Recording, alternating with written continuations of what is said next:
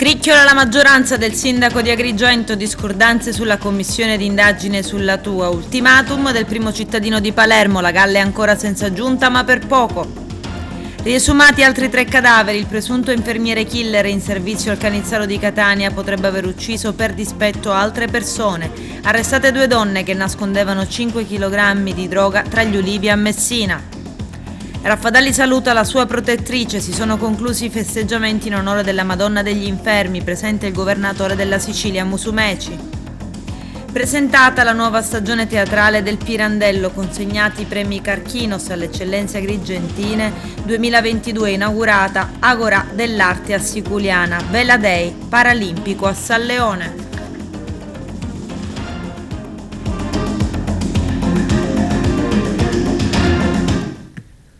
Bentrovati gentili telespettatori al nostro appuntamento con l'informazione. La commissione d'indagine sulla tua azienda che gestisce il servizio di trasporto urbano fa scricchiolare la maggioranza del sindaco di Agrigento Franco Miccichè. Il servizio del nostro direttore Arturo Cantella.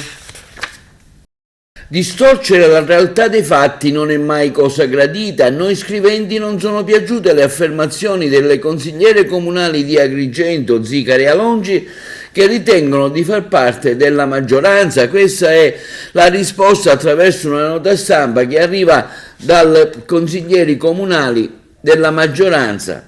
In risposta al comunicato stampa di qualche giorno fa dei consiglieri comunali di Diventerà Bellissima. Le candidature dei componenti della commissione speciale sul rinnovo e l'appalto del trasporto pubblico, affermano i consiglieri di maggioranza, sono state presentate dai capigruppo durante la seduta consiliare. Pertanto nessun accordo politico era stato preventivato, lasciando la libera valutazione al singolo consigliere. Ciò si sposa con lo spirito dell'istituzione della commissione speciale, che nasce all'unanimità d'atto di indirizzo sul trasporto proposto e votato da tutti i consiglieri presenti, senza alcuna distinzione partitica. L'importanza di tale rotta e la responsabile funzione del ruolo che ognuno di noi riveste dovrebbe essere condivisa senza nessun colore politico e senza alcuna esuberanza che faccia trasparire la propensione al protagonismo. Forse fa sorridere l'affermazione della consigliera comunale Longi quando parla di testosterone. La realtà è tutt'altra, vista la componente rosa presente in aula Sollano e numericamente e qualitativamente ben rappresentata. È evidente che l'intento delle consigliere è quello di trasferire il nobile intento di indirizzo e di controllo dei consiglieri comunali a una bagarre preelettorale. Accusare il sindaco anche di questo e confondersi con chi costantemente dileggia appare insignificante e pretestuoso dinanzi alla mole dei problemi che attanagliano la nostra città. Difatti, alla luce di quanto sopra descritto, appare collerata l'assenza costante della consigliera comunale Zicari durante le votazioni degli strumenti finanziari che qualificano un'amministrazione e agevolano l'attività dell'ente. Maggioranza o opposizione, in ogni caso in un clima di massima collaborazione, auspichiamo che le stesse diano un contributo fattivo alla causa. Il comunicato stampa è firmato dai gruppi consigliari di Facciamo Squadra, Cambiamo Rotta, Uniti per Agrigento. È ancora attesa la nomina della giunta del neo sindaco di Palermo Roberto Lagalla, proclamato lo scorso 20 giugno e che adesso, dopo aver incontrato per l'ennesima volta gli esponenti dei partiti, lancia un ultimatum e afferma: Palermo ha urgente bisogno di una squadra che possa affrontare i gravi problemi che l'affliggono. I cittadini si aspettano risposte tempestive ed efficaci. In ogni caso non intendo andare oltre la metà della settimana appena iniziata per la presentazione ufficiale della giunta. Fino ad allora continuerò a far fronte personalmente ai tanti problemi di Palermo, come del resto faccio sin dal mio insediamento, nel rispetto delle tante e legittime aspettative dei cittadini. Meeting all'ordine dei medici, le sfide in sanità nella regione siciliana, le opportunità offerte dal PNRR. Vediamo. Questa è una linea importantissima del PNRR. Noi abbiamo finanziato 203 interventi per 139 milioni di euro, sono tutti interventi che sono rivolti a idea di primo e secondo livello, e sono finalizzati appunto alla diagnostica per immagini, alla trasmissione dei dati, alla intercomunicabilità tra i vari reparti che sono in grado contemporaneamente di leggere gli stessi dati e metterli in comunicazione fra di loro, allo sviluppo delle cartelle sanitarie dei pazienti ricoverati e alla loro interconnessione con i fascicoli sanitari di ciascun paziente. È uno sviluppo ulteriore di quello che già stiamo facendo con il fascicolo sanitario più che carte del paziente che abbiamo messo a disposizione del 118 e l'ambulanza del 118, che quando soccorre un paziente con l'avvio del 118 digitale è in grado di leggere sul tablet presente in ambulanza tutta la storia clinica del paziente, laddove lui abbia avuto cura di fare alimentare il suo fascicolo sanitario da parte di tutti i soggetti erogatori a cui nel tempo si è rivolto. Certamente ci pone qualche problema, perché sembra che ci sia stata un'impostazione legata alla creazione di infrastrutture, di ospedali, anche di territorio, ma non si è pensato che gli ospedali vanno in qualche modo controllati da personale medico. Il tema dell'alta formazione è il vero tema su cui in realtà dovremmo porre tutti la nostra attenzione, soprattutto a livello regionale. È chiaro che lo Stato ha dato un'impostazione generale, ha dato i soldi alle regioni. Ora le regioni devono tradurre questi investimenti in scelte. La scelta di fare soltanto l'infrastruttura e non pensare al materiale umano potrebbe tradursi in una colossale creazione di cattedrali nel deserto. Quindi io credo che bisogna fare tutti quanti uno sforzo per cercare di trovare il sistema. Il sistema non è quello di reclutare i neolaureati, perché è chiaro che l'alta formazione prevede anche un periodo di pratica nelle corsie ospedaliere che non è in questo momento tipico del neolaureato in medicina. Quindi è chiaro che bisogna immaginare probabilmente dei percorsi alternativi, con l'aiuto anche degli ordini, perché l'ordine dei medici certamente può aiutare in questo senso, per formare figure professionali che sono una via di mezzo tra lo specialista e il neolaureato. I fondi sicuramente possono servire per migliorare la nostra sanità, che è stata in maniera non so se arbitraria o con dolo distrutta. Per esempio ho visto che ci sono due aspetti fondamentali. Uno è l'epigenetica, cioè la possibilità che con il PNR si diminuiscano gli inquinanti che addirittura entrano nel nostro patrimonio genetico, ma quel che è peggio che si protraggono anche nelle generazioni future. E poi un altro aspetto che io ritengo fondamentale per il miglioramento della salute in generale e in particolar modo in Sicilia, la possibilità di aumentare nei 1000 giorni della nascita del bambino, dal concepimento fino ai 3 anni, la possibilità di dare delle condizioni di vita ottimali. L'infermiere Vincenzo Villani Conti, sospeso dal servizio all'ospedale Cannizzaro a Catania, è arrestato e in carcere dalla polizia perché avrebbe ucciso 2 pazienti donne inoculando loro 2 farmaci non prescritti in sovradosaggio tossico. Forse avrebbe ucciso anche altri 3 pazienti per, si ritiene, vendicarsi dei trasferimenti da un reparto a un altro da parte della direzione. Sono stati riesumati 5 cadaveri, comprese le 2 donne. I familiari, trattandosi di morti inattese, hanno sollecitato una perizia tossicologica per verificare l'eventuale presenza di altro tipo di farmaci non prescritti e tossici che potrebbero essere stati inoculati allo stesso modo dall'infermiere presunto killer. Quasi 5 kg di marijuana nascosti in un contenitore tra gli alberi di ulivo sono stati scoperti dai carabinieri in un terreno agricolo in una zona impervia di Messina. 2 donne di 26 e 28 anni sono state arrestate in flagranza. I dettagli nel servizio. I carabinieri della compagnia di Messina Sud hanno arrestato in flagranza di reato 2 donne rispettivamente di 26 e 28 anni per il reato di detenzione ai fini di spaccio di sostanze stupefacenti in concorso. Nei giorni scorsi, nel corso dei servizi di controllo del territorio intensificati nel periodo estivo e finalizzati nello specifico al contrasto del traffico di sostanze stupefacenti, i carabinieri della stazione di Santo Stefano Medio avevano notato un un insolito via vai di persone nei pressi di un terreno agricolo posto in una zona impervia a sud della città peloritana e pertanto sono stati predisposti servizi di osservazione del luogo. Dopo lunghe ore di osservazione tra i campi, i carabinieri hanno sorpreso le due donne che, dopo essere arrivate con uno scooter, si dirigevano nei pressi di un contenitore abilmente occultato tra gli alberi di ulivo. L'intervento dei militari dell'Arma consentiva di bloccare le due donne mentre erano intente a prelevare e sistemare 15 confezioni in celofan contenenti complessivamente 4 kg 850 grammi di sostanza stupefacente di tipo marijuana.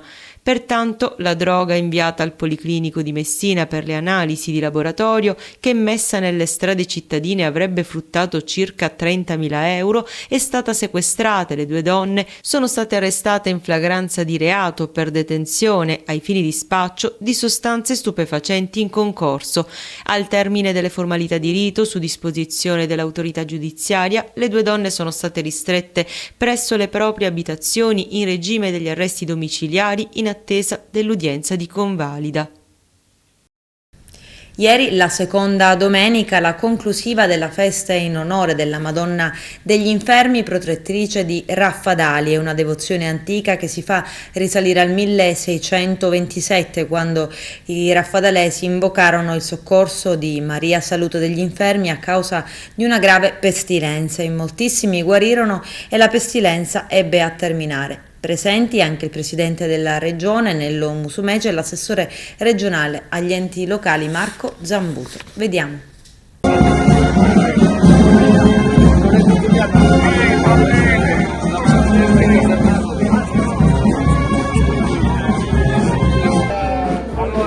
Presidente, è una giornata intensa quella di oggi di preghiera, di raccoglimento. È bello anche vedere tutta questa gente che è tornata finalmente in presenza. Eh sì, è una bella occasione per me perché rendo omaggio alla Madonna degli Infermi, rendo omaggio alla patrona di Raffadali e quindi alla comunità stessa. È anche un piacere accostarmi all'ascolto di amministratori, di cittadini che hanno sempre da esprimere un sentimento, una richiesta, una critica, un suggerimento, un compiacimento. Il Presidente della Regione vorrebbe essere ovunque nei 391 dell'isola, non sempre è possibile. Dopo 2 anni di drammatico fermo e torniamo a respirare. Cosa chiedere a questa Madonna? Alla Madonna chiediamo, con la serenità dei credenti, chiediamo ogni giorno di poterci essere e stare vicino a noi. Poi ognuno di noi deve fare il proprio dovere, tutti, non solo gli amministratori, ma anche i cittadini. Soltanto se troviamo la consapevolezza di stare assieme possiamo superare le difficoltà del momento. Grazie. Dobbiamo essere speranzosi e guardare al futuro con la certezza che potremo cambiarlo nel presente. Auguri.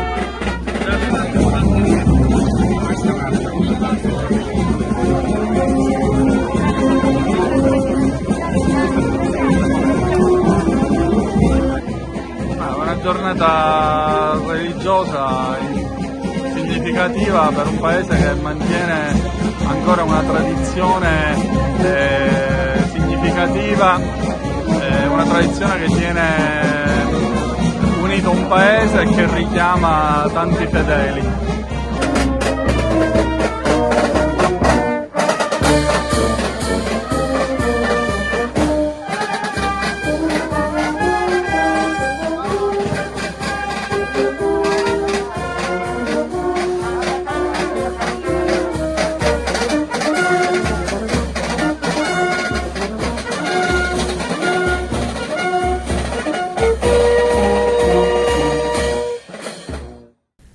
Ad Agrigento, nel foyer Pippo Montalbano del Teatro Luigi Pirandello, si è svolta la conferenza stampa di presentazione della nuova stagione teatrale 2022-2023 con la direzione artistica di Francesco Bellomo, presente insieme al sindaco Franco Miccichè e ai vertici della Fondazione Pirandello. Eugenio Cairone era lì.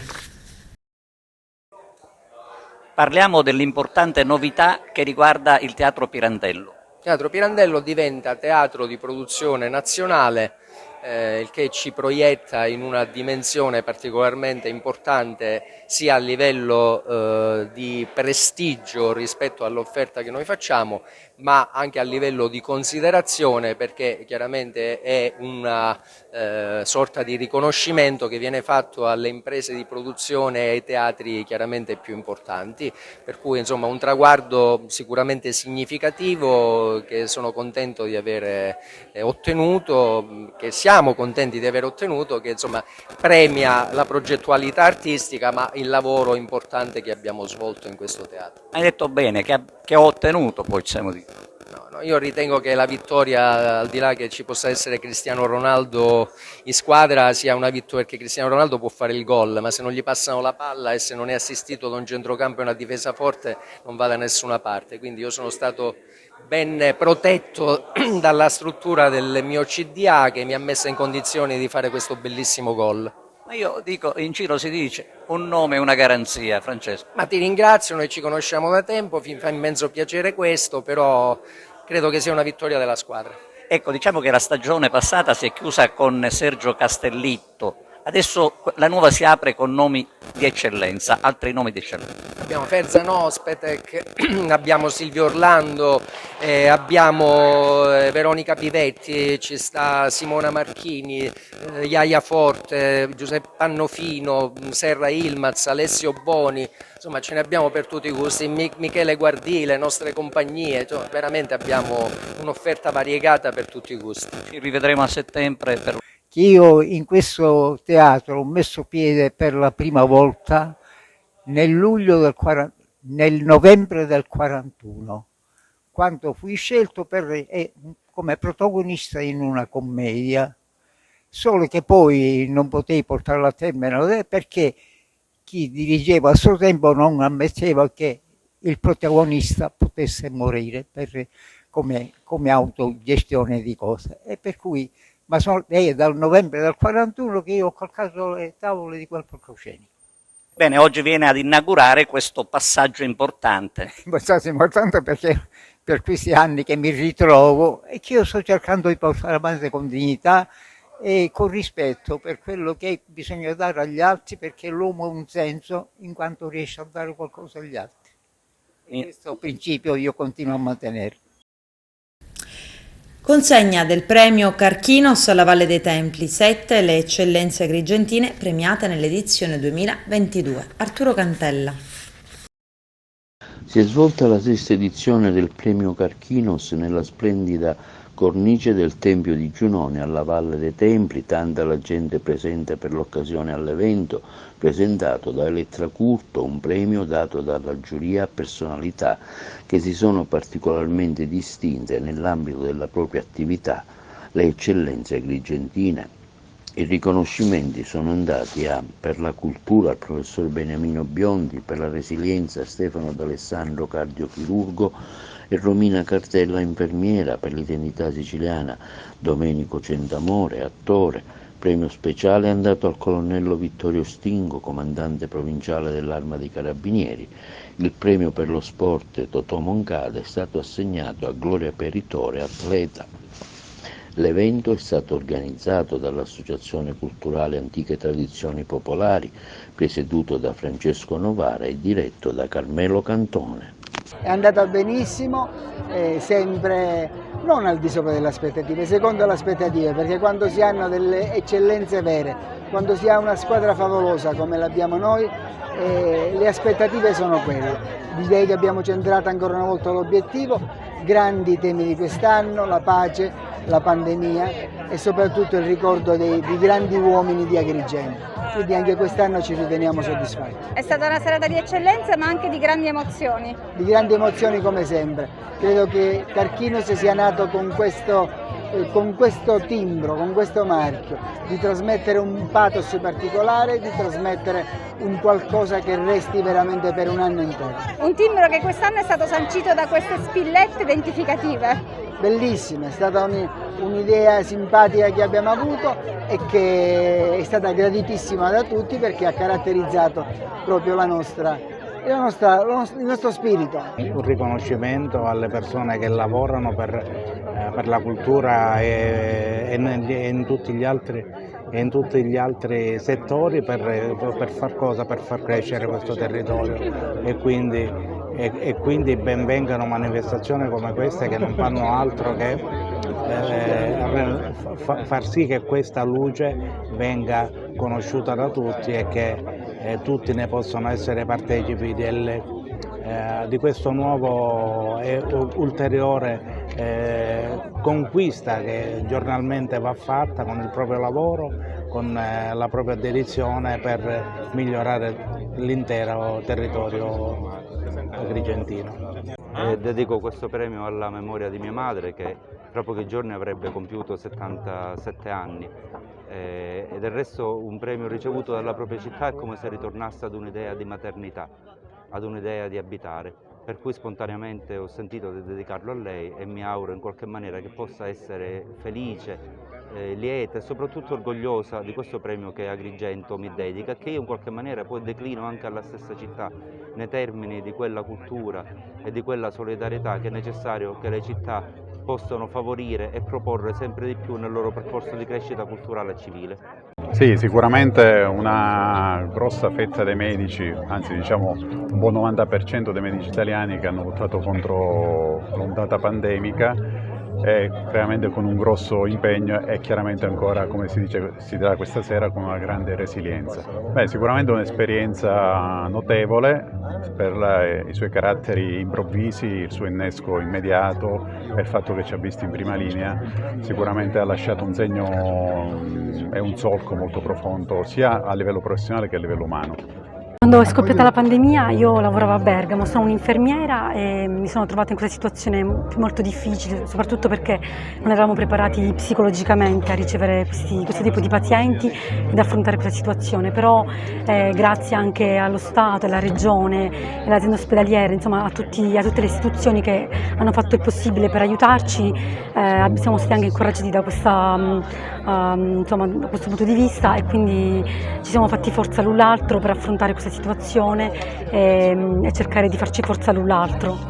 Io ringrazio intanto gli organizzatori, ringrazio soprattutto Carmelo che è anche un grande amico e niente, sono contento. Io dico sempre quando ricevo un premio in queste occasioni per me è come quando ero a scuola e arrivava la pagella ed eri promosso, quindi vuol dire che hai fatto bene nel tuo lavoro e quindi ti arriva il premio, quindi io li accetto ben volentieri i premi. Ecco. Primo Carchinos è un qualcosa di veramente emozionante perché proviene dalla mia terra e significa che sto proponendo qualcosa di buono anche per la mia terra, quindi ringrazio veramente tutti.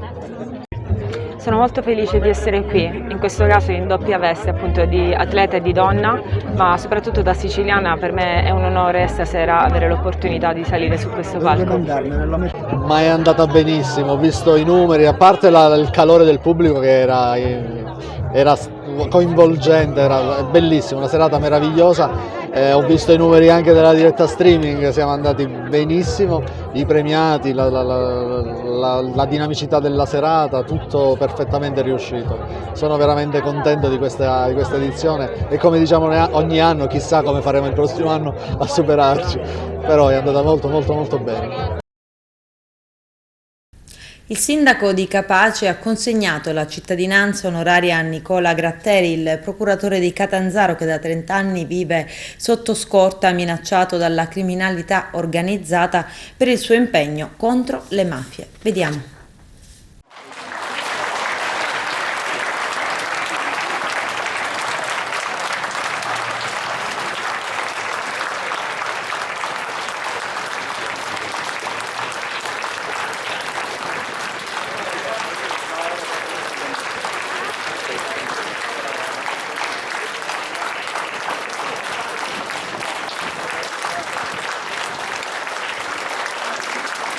Il fascino e il gusto di dare una cittadinanza onoraria ad una persona che quotidianamente ha fatto una scelta marcata, che è quella di stare da un'altra parte, la parte giusta. Ha un profondissimo significato, è un grande motivo di onore, di orgoglio, di emozione per quanto ci riguarda.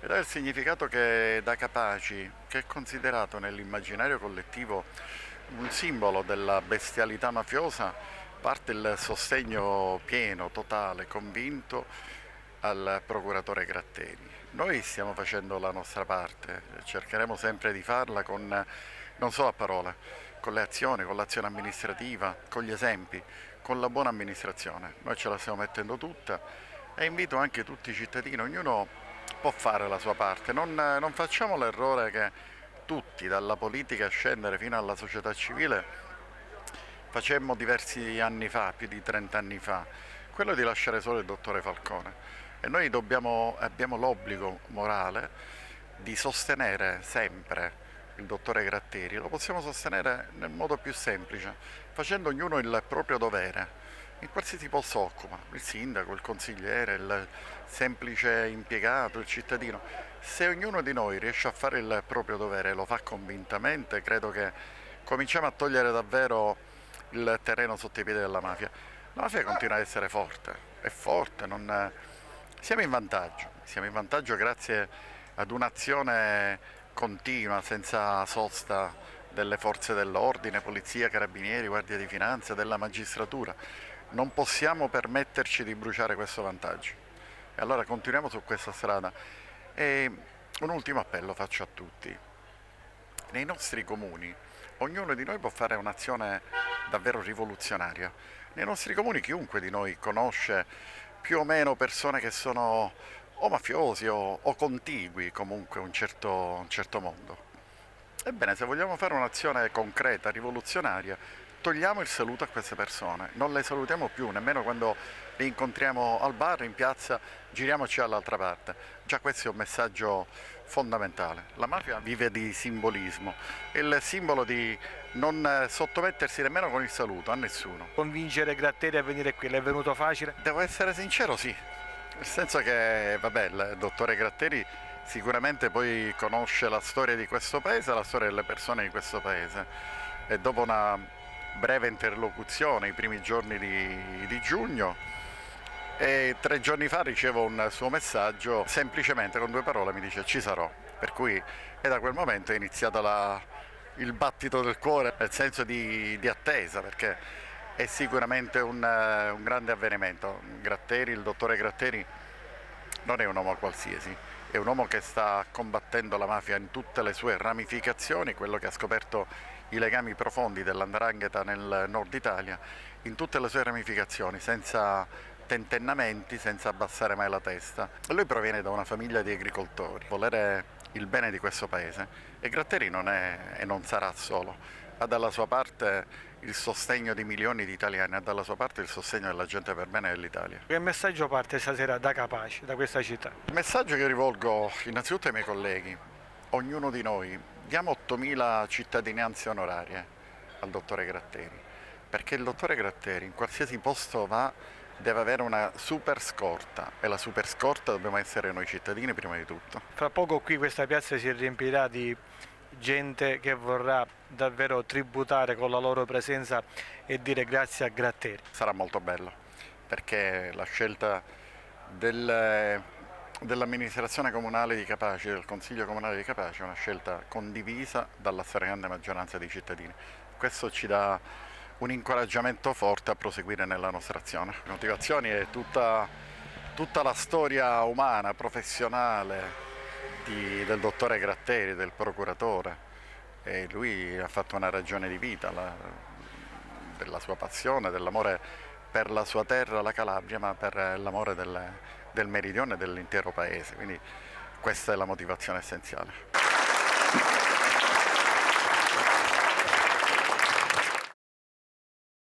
Adesso c'è la pubblicità, tra poco vi aspetto. Cerimonia del passaggio della campana di chiusura e di apertura dell'anno sociale del Lions Club Zolfare Aragona, Grotte, Comitini e Racalmuto, presieduto da Rita Monella. Arturo Cantella. Si conclude questa sera col passaggio della campana, la sua presidenza Agrigento Zolfare ha fatto un buon lavoro, una sintesi di quanto fatto durante l'anno sociale. Sì, devo dire che è stato un anno abbastanza pesante, però pieno di soddisfazioni. anche perché è pesante, perché purtroppo ho dovuto conciliare gli impegni del Lions anche con gli impegni del mio lavoro. Devo dire però che siamo riusciti a fare delle cose egregie, considerato anche il periodo in cui viviamo. Abbiamo lavorato principalmente dopo il Covid, quindi anche organizzare service, organizzare questi raggruppamenti non era molto consigliabile, però ci siamo riusciti e abbiamo fatto anche delle cose egregie. Ne cito due in particolare, uno è il progetto Kairos e l'altro è l'inaugurazione dell'Alzheimer Café che abbiamo fatto a Grotte, dove veramente abbiamo creato una bellissima struttura per i più fragili, per soggetti che hanno principalmente problemi mentali. Ora stasera voglio augurare al nuovo Presidente, a Rita Bonella, un proficuo lavoro, di continuare la mia opera in maniera egregia e ne sono sicurissimo che continuerà il mio lavoro in maniera egregia perché ha lo stesso entusiasmo che avevo io l'anno scorso. E la invito soprattutto a coinvolgere tutti i soci del club, perché solo coinvolgendo tutti i soci del club possiamo andare avanti e dare lustro a questo club. Rita Bonella, nuovo presidente del club Agrigento Lions Zolfare, un impegno sicuramente importante per il nuovo anno sociale. Ecco, come intenderà intraprendere questa attività del We Serve per il Lions Club? Intendo portare avanti questa attività con un rinnovato entusiasmo, seguendo un pochino le orme di chi mi ha preceduta, dell'illustre dottore Antonino Ginà, presidente uscente, che ha veramente creato un nuovo circuito ambiente di rinnovamento, creando anche le basi per poter portare avanti questo club, che seppur piccolo è un club di persone entusiaste, di persone che vogliono lavorare e di persone che vogliono sviluppare, vogliono dare il loro contributo come competenza personale. Questo mio anno sarà un anno all'insegna un poco del portare avanti l'emergenza che c'è per ora, quindi un'emergenza sociale. Si parla di disabilità, di fragilità, di parte fragile del territorio e quindi parte debole del territorio, con una serie di convegni e si concluderà anche con una visita a Bruxelles e soprattutto nella dinamica e nella logica in quello che ci ha detto il nostro governatore Maurizio Giubilaro, perché noi siamo insieme per servire. Il motto We Serve è fondamentale e noi abbiamo intenzione proprio di portarlo avanti giorno per giorno e sfruttando soprattutto le competenze di ogni socio con amore, emozione e sentimento. Presidente Bonella, ecco, parliamo del direttivo che l'accompagnerà. Allora, io sarò seguita da una squadra di persone veramente entusiaste e con grande voglia di fare, gente di comprovata competenza e di comprovata professionalità. Avrò con me il Giovanni Volpe come cerimoniere, Tonino Graceffo come segretario e infine come tesoriere Giuseppe Vitello. E quindi insieme agli altri saranno il primo vicepresidente nella persona di Gaetano Ravalli e il secondo vicepresidente nella persona di Giuseppe Arnone. Tutti gli altri soci collaboreranno in modo degno, possiamo citare Calogero Patanella, lo stesso Antonino Ginà che è stato presidente uscente che collaborerà in maniera fattiva come sempre, non c'è dubbio, e tutti gli altri soci, Lilleo Tragna che sarà vice cerimoniere e Raimondo Chiara che sarà vice segretario e Alfonso Falzone che si occuperà del marketing, Carmela Maratti, ancora ne possiamo parlare. Avremo sempre la collaborazione fattiva del nostro past governatore Angelo Collura, che non ci lascia mai e ci conduce sempre con il suo sguardo di attenzione ed esperienza. Stasera passaggio di campana e apertura del nuovo anno sociale del Club Zolfara. Per il passaggio di campana il presidente Nino Ginà farà un bilancio per tutte le attività svolte in questo anno in ripresa dopo un momento di totale chiusura, mentre sicuramente è stato un anno brillante, un anno pieno di servizio che ho seguito perché è un club vicino e anche perché il presidente si è occupato quest'anno del progetto Kairos, di cui sono stata componente nel distretto. È stata una brillante esperienza, mentre stasera il presidente uscente passa il martello e la campana al nuovo presidente Rita Monella, che ci presenterà il suo programma. È un momento importante quello di stasera, perché vede presenti anche altre autorità laionistiche, Pasti Governatore, presidente di circoscrizione, di zona, e anche i presidenti degli altri club. Assisteremo stasera a una cerimonia tra le più rappresentative, diciamo, nell'anno sociale laionistico, e nello specifico questa sera il passaggio di campana, che è il passaggio del testimone tra il presidente uscente, l'amico Nino Cinacchi. È stato davvero straordinario, un anno impeccabile, un anno che anche coinvolgente, dedito soprattutto appunto al servizio della comunità.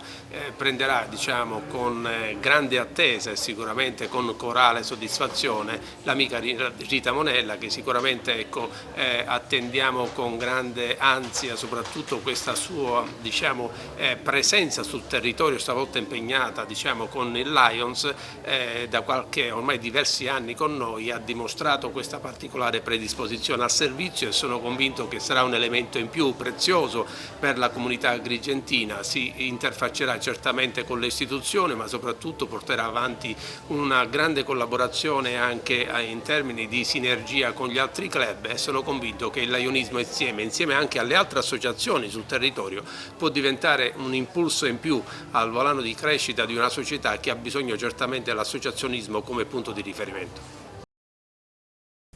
A Siculiana inaugurata l'Agora dell'Arte, un itinerario culturale voluto dal sindaco Giuseppe Zambito, che si propone come offerta turistica di qualità le diverse installazioni artistiche da scoprire e vedere fino al 28 agosto. Le interviste. Con l'Agora dell'Arte si inaugura anche il processo di rigenerazione culturale che noi abbiamo messo in atto. Chiaramente un posto d'onore appunto la cultura e l'arte. Questa sera in diversi luoghi della Piazza Umberto, partendo da Palazzo Agnelli, Biblioteca Comunale, Torre dell'Orologio, Salone della Chiesa Madre, il Giardino, diversi artisti esporranno fino al 28 di agosto. È un percorso di contaminazione culturale, molte differenti proposte, ed è la possibilità di visitare ogni sera dalle 20 alle 24, compresa la Chiesa Madre, che ha, diciamo, all'interno davvero dei tesori da scoprire. Quindi Siculiana parte della cultura e dell'arte. Questa è anche una proposta di tipo turistico di qualità. Noi abbiamo un centro storico meraviglioso, noi infatti abbiamo chiamato spesso alcune manifestazioni Borgo di Calat, ma abbiamo anche un borgo marinaro. Entrambi gli elementi sono fondamentali per lo sviluppo di questo nostro territorio, compresa la riserva naturale di Torre Sals. Il turismo deve essere un'offerta molto ampia e variegata, noi è quello che stiamo cercando di fare. Lo facciamo attraverso questi incontri, la possibilità di conoscere sempre esperienze anche esterne per una contaminazione che ci faccia crescere sia culturalmente sia a livello economico. Oggi ho presentato qui una mostra d'arte contemporanea che racconta la nostra Sicilia, la Sicilia dei colori, la Sicilia delle tradizioni, e la racconto utilizzando il linguaggio di 12 artisti diversi.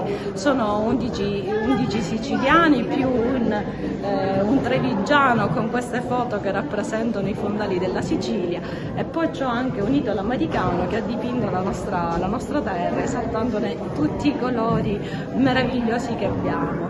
Quindi venite a trovarci, venite a visitarci, scoprirete 1000 modi di interpretare la nostra terra. Cioè racconto la vita attraverso le mie emozioni. Quindi parto dal mito e quindi attraverso il mito comincio a raccontare gli avvenimenti che sono succeduti nel tempo e che succedono anche ora.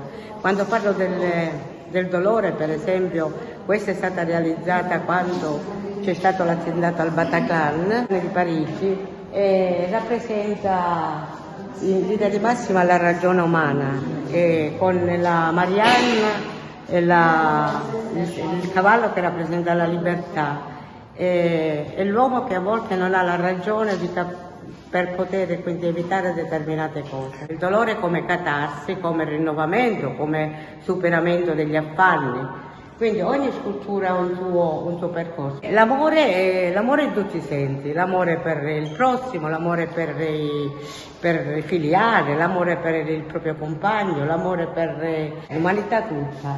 Quello per esempio è Castore e Polluce, è l'amore dei due fratelli, no? Quello è l'Amazzone, sempre il segno della libertà della donna, quindi la donna che deve scalare i propri percorsi, deve evolversi, deve liberarsi da tutte le angosce, da tutte le ancherie, da tutti i vincoli che la ostacolano e raggiungere le vette della libertà. Al club nautico Punta Piccola di Agrigento il primo Vela Day paralimpico. Arturo Cantella. La classe italiana ANSA, il Club Nautico Punta Piccola di Agrigento e la Lega Navale Italiana di Palermo, con il patrocinio dell'Assessorato Sport, Turismo e Spettacolo della Regione Sicilia, hanno organizzato nella giornata di domenica il primo Vela Day inclusivo paralimpico a San Leone ad Agrigento, una giornata di promozione della vela paralimpica a bordo delle imbarcazioni ANSA 303 ospitata dal Club Nautico Punta Piccola. All'evento hanno fattivamente partecipato la Saieva Ollus e Lions Club Agrigento Oste. Oggi è una giornata importante per Agrigento e per la società agrigentina. Finalmente una struttura, il circolo velico si sta muovendo per agevolare ragazzi che non hanno la fortuna di esercitare alcuni sport, e grazie al circolo velico i ragazzi potranno andare in mare in vela. Io sono molto orgoglioso come presidente dei Lions Agrigento Host, in quanto anche istruttore tecnico federale sport per disabili, e quindi è un'occasione unica che finalmente Agrigento si possa muovere in questo settore. Ringraziamo il Lions Club e il Club Nautico Punta Piccola perché effettivamente ci ha dato la possibilità proprio di far conoscere ai nostri assistiti questa grande realtà e questa grande iniziativa. L'obiettivo della Saieva Onlus è quello proprio di rendere nulli tutti i disservizi, o meglio, vivere bene la propria città e la propria terra, che è qualcosa di meraviglioso. Buongiorno, oggi siamo qui al Polo di Levante del Club Nautico Punta Piccola per questa fantastica manifestazione di vela inclusiva. I ragazzi con qualche piccola difficoltà da gestire saranno con noi in mare e usciremo in barca, faranno un bel giro. L'obiettivo che abbiamo oggi è far conoscere l'ANSA 303, che è una barca a vela inclusiva che consente con manovre agevolate di poter andare a mare da soli, e abbiamo avuto il piacere di fare rete con il club di Palermo della Lega Navale. Il presidente Tisci ci ha favorito queste barche oggi per farcele conoscere e farle apprezzare a questi ragazzi che sono venuti qui per fare questa fantastica esperienza. Do la parola a Peppe che ci spiegherà un po' quello che faremo a mare. Sì, oggi è una giornata di Vela Day Paralimpico in collaborazione con la Federazione Italiana Vela, che supporta tutta l'attività paralimpica sportiva della regione Sicilia. Da Palermo la Lega Navale è stata il punto di riferimento per quanto riguarda la vela paralimpica. Abbiamo un polo oltre le barriere, da tanti anni ci occupiamo di questo, e facendo rete con i vari club in giro per la Sicilia cerchiamo di esportare un po' il nostro know-how. Il Club Punta Piccola si è dimostrato assolutamente terreno fertile per cominciare un'attività paralimpica qui ad Agrigento, e siamo sicuri che con questa iniziativa sarà il trampolino per una brillante esperienza. L'ANSA è un'imbarcazione assolutamente facile, è un'imbarcazione dove tutti i ragazzi saranno portati a sperimentare la bellezza dell'andare per mare con piccole manovre facili, e sicuramente molti di loro poi continueranno nei club agrigentini. Oggi siamo presenti qui con la Ollus Saieva, che è un'associazione che si occupa a 360 gradi di disabili e di assistenza ai disabili e a chi ha problemi di deambulazione. Oggi questa è una giornata di festa bellissima, dove i ragazzi verranno coinvolti in questa nuova esperienza, in questa esperienza veramente sensoriale, se vogliamo dire. Quindi il mare e il sole e tanto cuore con la Onlus.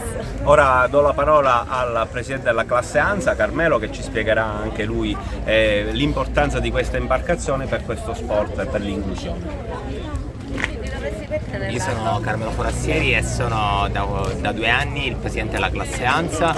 L'ANSA è un'imbarcazione particolarmente inclusiva in quanto può essere portata sia da normodotati che da persone diversamente abili, tant'è vero che le regate si svolgono appunto, le regate che facciamo sono aperte a tutti. In Sicilia da qualche anno abbiamo tantissime ANSA, quindi siamo partiti noi da Palermo con 4 imbarcazioni e ora in Sicilia già ne abbiamo ben 12 e sono contento che anche qui ad Agrigento partirà questa attività, appunto come diceva il presidente Tisci, qua al Punta Piccola abbiamo trovato terreno fertile per implementare la nostra attività e sono contento che anche Agrigento avrà la nostra imbarcazione inclusiva con cui tutti potranno fare vela.